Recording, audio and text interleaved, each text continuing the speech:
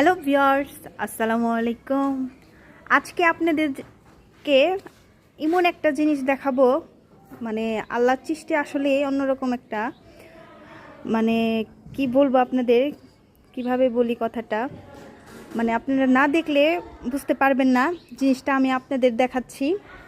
দেখেন, আমি আশ্চর্য হয়ে গেছি। আমার ছোট বোন বলল যে একটা জিনিস দেখবে, আমি ভাবছি মানে হয় অন্য কোনো কিছু।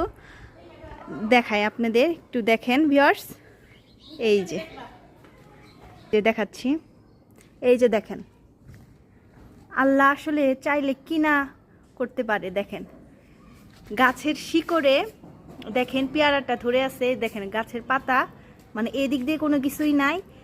এই যে এখানে কি সুন্দর, মানে শিকড়ের মধ্যে দেখেন, এই যে শিকড়ের মধ্যে নিচে কিন্তু একটা পাতাও নাই, কোনো কিছু নাই। এই যে দেখেন ভিউয়ার্স, মানে পেয়ারাটা ধরে আছে। আমি তো জানতাম না, পরে আমার ছোটো বোন এটা দেখছে বাগানে এসে, পরে আমার বলতেছে আপু একটা জিনিস দেখবি।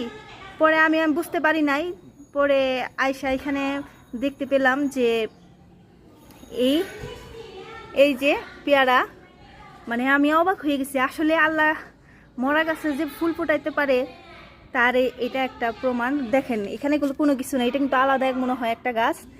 আর এইখানে দেখেন কত পাতা, কোনো ফল ধরে নাই, দেখতে পাচ্ছেন? কিন্তু এইখানে ঠিকই একটা ধরে আছে। আসলে আল্লাহর শুকরিয়া আদায় করে শেষ নেই। মানে আল্লাহ যে একজন আছে তার প্রমাণ এইটাই।